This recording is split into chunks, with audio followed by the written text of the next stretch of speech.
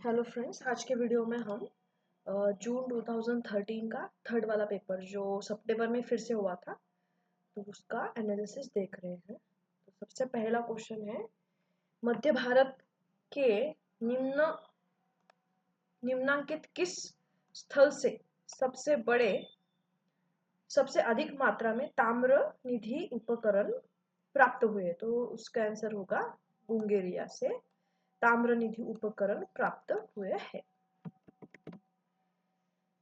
चंद्रकेतुगढ़, अब इसमें जोड़ियां सम्मिलित करें तो चंद्रकेतुगढ़ जो है वो किस नदी घाटी पर है? तो गंगा नदी के घाटी। चंद्रकेतुगढ़ गंगा नदी घाटी।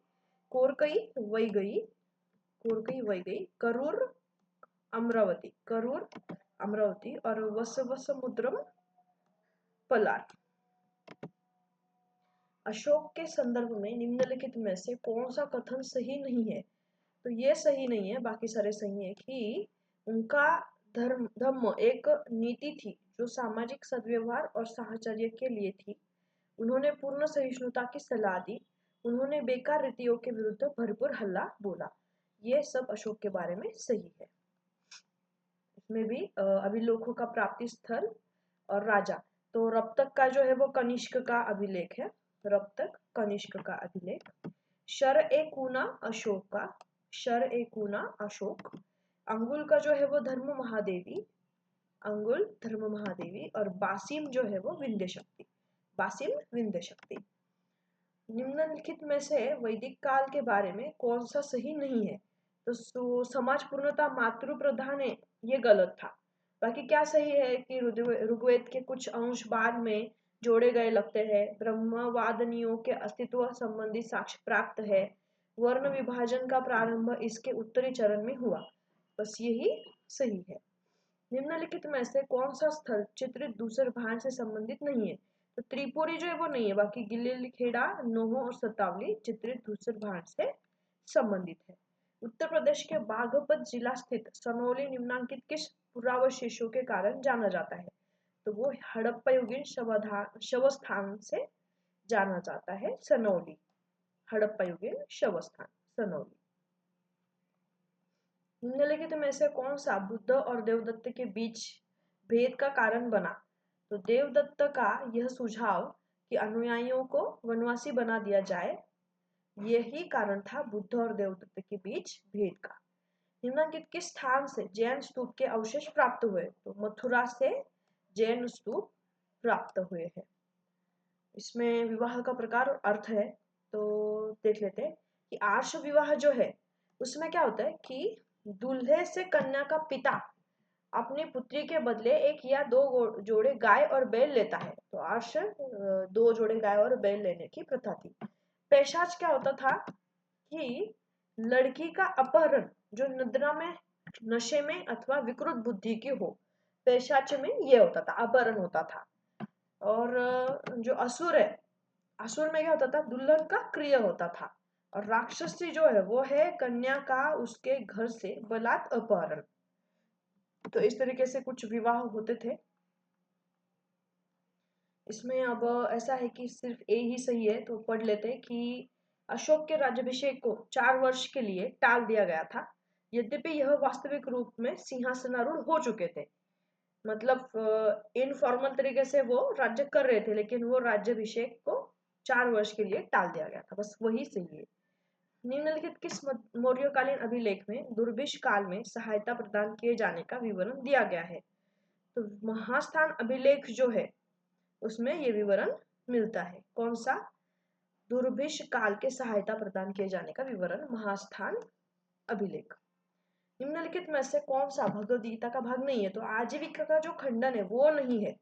फिर उसमें क्या क्या दिया हुआ है भगवद गीता का भाग? भक्ति पर बल था, आत्म की अमृता और फल की इच्छा किए बिना कर्म पर बल, ये तो हमें पता ही है।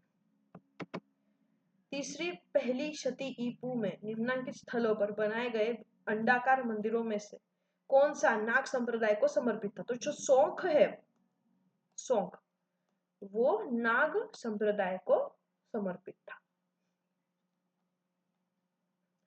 निम्नांकित दक्षिण भारतीय वैष्णव पंथ के प्रारंभिक आचार्यों को काल क्रमानुसार व्यवस्थित कीजिए। तो इसमें जो है ना, पहले नाथ मुनि आए हैं, फिर पुंडरीकाक्ष, फिर राम मिश्र और फिर यमुनाचार्य।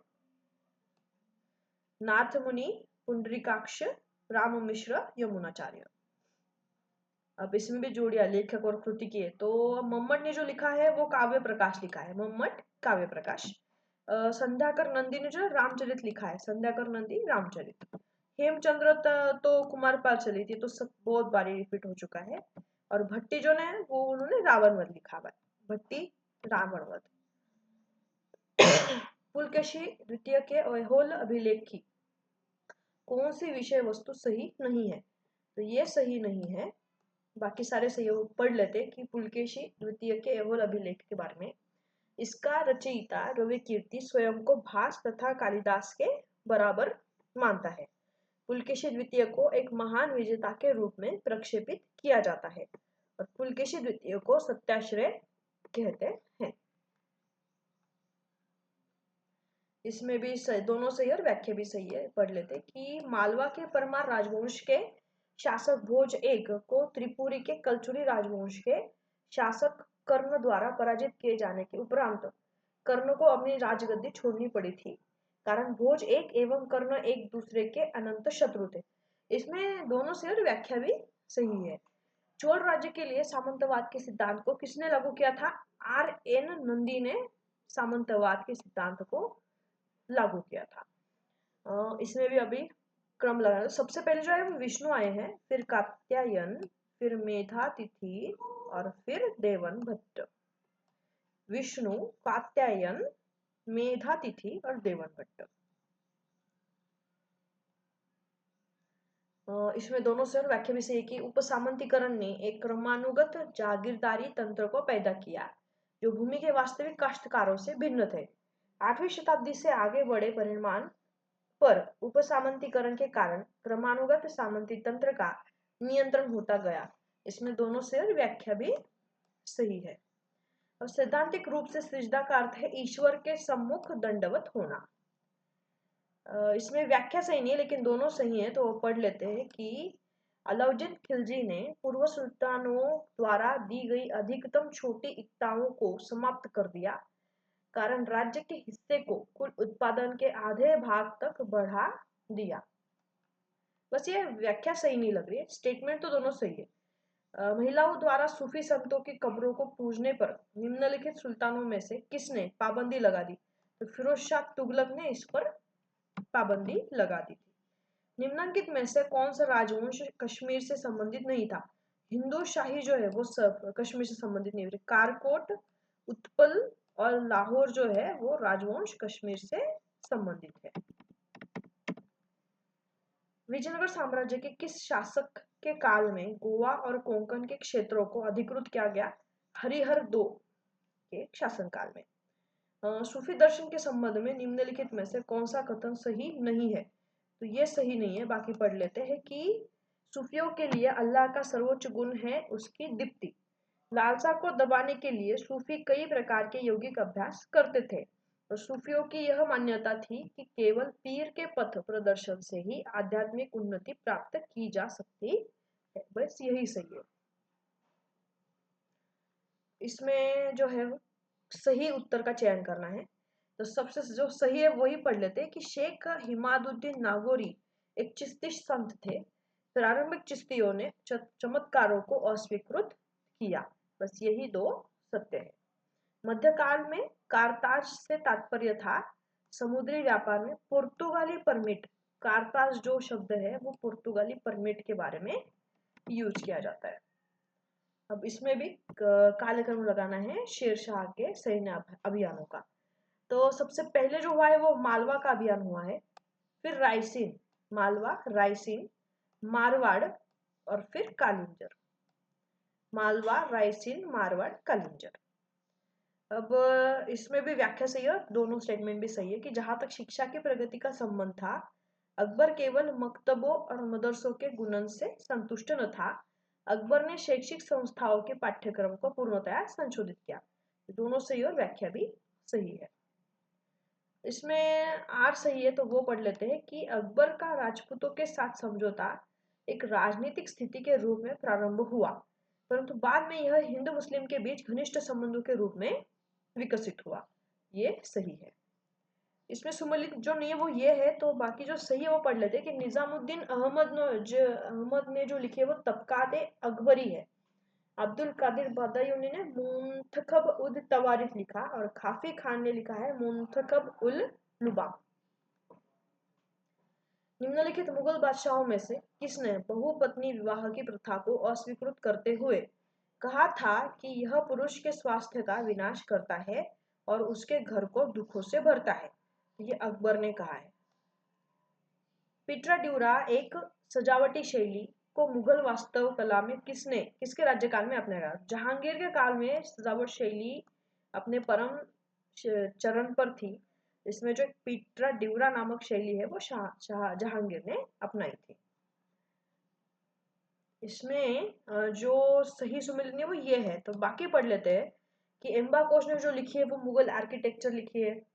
जॉन एफ रिचर्ड्स ने द मुगल एम्पायर लिखी है और आर नाथ ने the immortal Taj Mahal the evolution of the tomb in Mughal architecture लिखा हुआ है। अब इसमें क्या है, सारे सही है तो पढ़ लेते हैं कि 17वीं शताब्दी के दौरान गंगा के मैदान के प्रांतों में जब्त के रूप में वर्गीकृत भूमि में काफी वृद्धि दर्शाई। जब्त के विस्तार से गांव के विशिष्ट वर्ग से प्रशासन का सीधे संव्यवहार क्षमता में वृद्धि हुई। मापित क्षेत्र में धीरे धीरे वृद्धि होने से मुगल राज्य को देश में बढ़ते हुए कृषि उत्पादन की प्रगति बनाए रखने में सहायता मिली और किसान गन्ना या कपास जैसी मूल्यवान नकदी फसलों की खेती अधिक करने लगे। अब्दुल रहीम खाना ने कहा कि वास्तुकला में महत्वपूर्ण योगदान है, तो बरहानपुर की वास्तुकला में अब्दुल रहीम खाना ने महत्वपूर्ण योगदान दिया है। अब इसमें जोड़ियां सुमित करनी कि रबिया दुर्रानी का मकबरा जो है वो औरंगाबाद में है, बीबी का मकबरा। फिर सफदर जंग का मकबरा जो है वो दिल्ली में है। फिर अकबर का मकबरा जो है वो सिकंदरा में है, सिकंदरा। और फतेहपुरी बेगम का मकबरा जो है वह आगरा में है। अब सबसे पहले क्या बनाया है, तो हुमायूं का मकबरा सबसे पहले बना है दिल्ली का। फिर ताजमहल आगरा बनाया गया, फिर जामा मस्जिद बनाई गई और फिर लाहौर में बादशाही मस्जिद बनाई गई। हुमायूं का मकबरा पहले, फिर ताजमहल, फिर जामा मस्जिद दिल्ली और फिर बादशाही मस्जिद लाहौर। भारत के उत्तर मध्यकालीन ग्रामीण समाज के स्वभाव के बारे में निम्नलिखित में से कौन सा कथन सही है? तो सारे सही है तो पढ़ लेते हैं कि मध्यकालीन ग्रामीण समाज स्वभाव से बहुत सही है, स्तरित था। प्राकृतिक आपदा, युद्ध और स्थानीय पीड़न के कारण ग्रामीण लोग प्राय एक गांव से दूसरे गांव में चले जाते थे।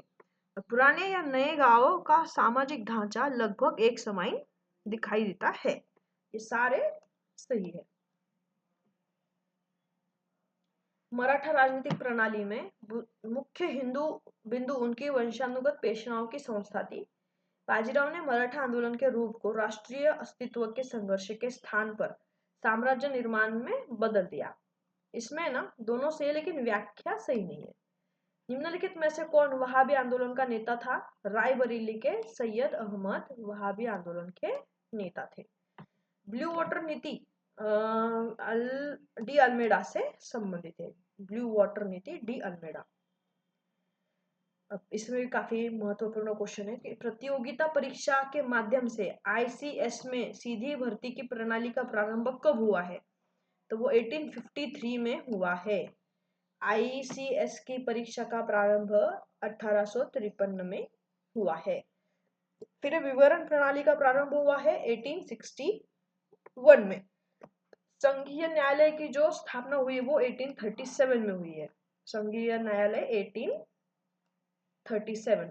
और प्रांतों में द्विशासन प्रणाली का प्रारंभ जो हुआ है वो 1990 में हुआ है। निम्नलिखित में से किसने कहा था कि देशभक्ति धर्म है और धर्म भारत के लिए प्रेम है? बंकिम चंद्र चटर्जी ने यह कहा है। Indian state commission 1928, communal award 32 में हुआ है। गांधी आयरविन समझौता जो हुआ है वो 31 में हुआ है और कांग्रेस का लाहौर अधिवेशन 1929 में हुआ है।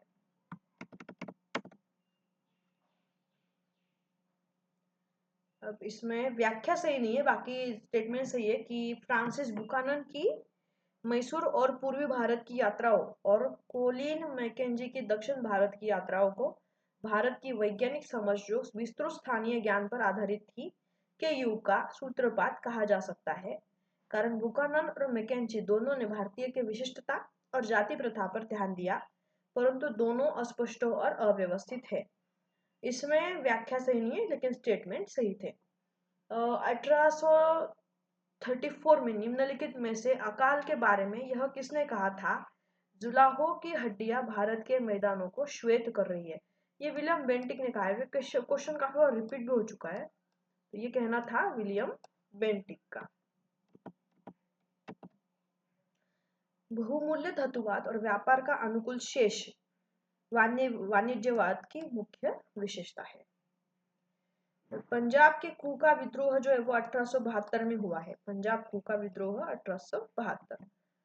बड़ौदा के गायकवाड़ का गद्दी से उतरना 1875। स्वेज नहर का जो उद्घाटन था वो हुआ है 1869 में। और भारतीय उच्च न्यायालय अधिनियम जो है वो कब हुआ है? 1861 में। मालाबार के मुस्लिम किसानों को कहते हैं मोपला। मालाबार का मुस्लिम किसान मोपला। भारत के स्वतंत्रता आंदोलन के दौरान निम्नलिखित में से कौन क्रांतिकारी नेता नहीं था? लाल मोहन घोष नहीं था, बाकी सारे थे। लाला हरदयाल, बरेंद्र कुमार घोष और सत्येंद्रनाथ बोस, ये सब थे।